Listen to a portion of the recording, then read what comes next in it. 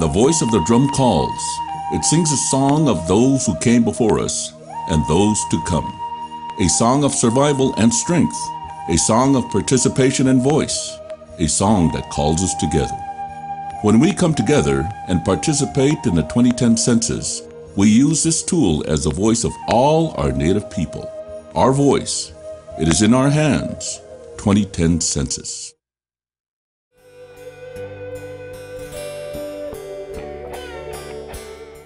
Welcome to this edition of the Native News Update on this Monday, April 12th. I'm your host for today's program, Paul DeMain. Many of the stories right here can also be found at our website at IndianCountryNews.com. So here are the news stories for the day from the Associated Press and other Native news sources. The Interior Department is sending 25 more law enforcement officers to the Standing Rock Sioux Reservation straddling the South Dakota and North Dakota border.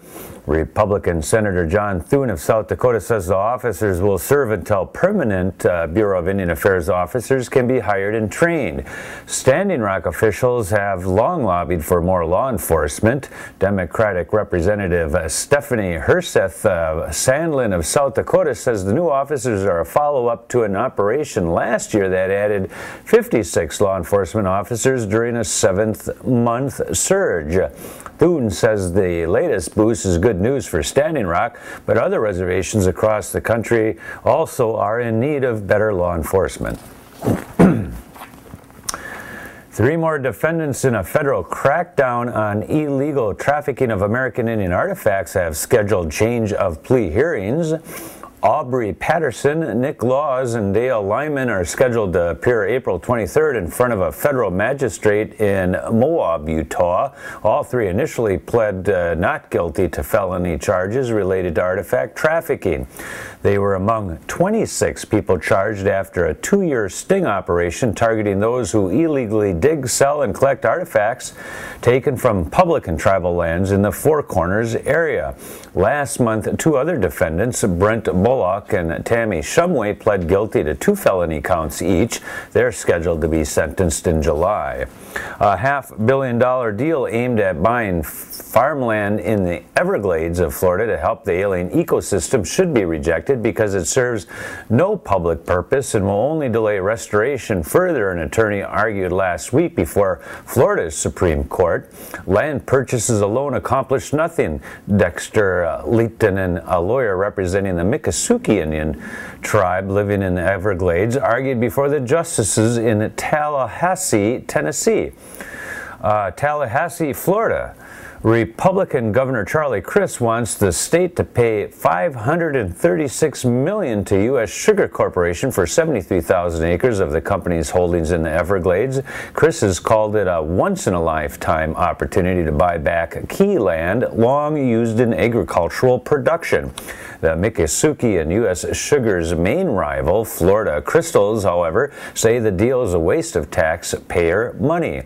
The tribe and Florida Crystals want the High Court to reject a state bid to issue bonds to pay for the purchase.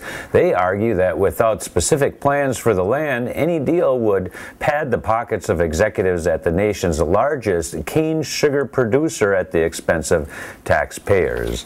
One of the state's oldest buildings now will be used as a museum operated by the Cherokee Nation. Tribal officials, including Cherokee Chief Chad Smith, gathered last week to dedicate the Cherokee National Supreme Court Museum. The building was built in 1844, and the tribe says it is Oklahoma's oldest public building. Smith said the building was the site of the first sessions of the Cherokee National Supreme Court more than 165 years ago. The museum will feature exhibits focusing on the Cherokee judicial system, the Cherokee Advocate, and the Cherokee Phoenix newspapers, and the Cherokee language. The tribe's preservation projects in recent years have included the building, the Ross Cemetery, the Cherokee National Capitol Building, and the Cherokee National Prison. All are listed on the National Register of Historic Places. The Courte tribe of Oklahoma will receive $324,000 from the Environmental Protection Agency for management assistance at the Tar Creek Superfund site. The site in Ottawa County in northeastern Oklahoma has been contaminated after years of lead and zinc mining in the area. The money is to be used to investigate and study the cleanup, assess the risk to human health and ecology for 5 years, reviewing the project and other activities related to the cleanup.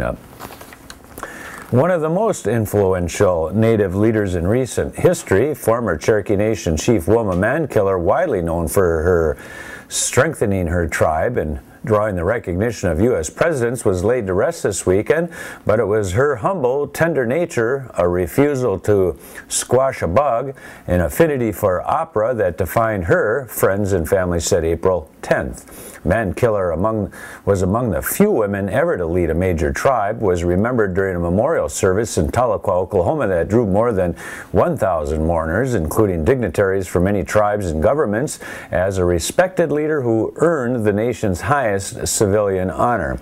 But she was also a mother who turned her daughters onto Motown records, an avid poker player and dancer with an affinity for movie star Johnny Depp, a tender heart who brought home stray animals on a regular basis, including an emaciated pig she found along a county road one time. A Boston Red Sox fan, she could also recite the stats of any member on the team's roster. Rest in peace, Wilma. And Minnie Two Shoes, a longtime board member of the Native American Journalists Association, passed away on Friday, April 9th in Minneapolis, Minnesota after a long battle with cancer. She was born in 1950 on the Fort Peck Indian Reservation of Montana and was headed back on one of her favorite train rides this weekend, going back home. A former reporter for the Fort Peck's Wotani Wawapi, she was also a writer for Native Peoples magazine, News from Indian Country, Canada's Aboriginal Voices magazine, and for a couple of years a co-producer for Ontario's TV program Buffalo Tracks. She is due for tribal rights on April 13th at the Community Center in Poplar, Montana. And that is the latest roundup of news from Indian Country on this edition of the Native News Update. Thank you for joining with us today. Come again soon. And it makes me realize that as part of what years ago we said we wanted to do was to create journalists to come and take our place. Well, it's only going to take about half of you guys. Oh, half of one of you persons to take my place. Oh, sad. And I've got some really tiny shoes to fill. But I love you all, and I appreciate you all. I do. You know, it's been a long, hard road here, and for the wet behind the ears bunch, I think we did really good.